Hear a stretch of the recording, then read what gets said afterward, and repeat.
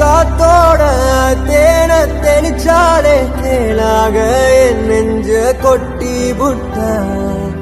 தேங்காய் நாராக நெஞ்ச உரிச்சாலே உள்ளார என்னன்னு காட்டி விட்டா ஏன முகன பார்க்காம கௌத பாடி கிடக்கேக்கா கேட்காம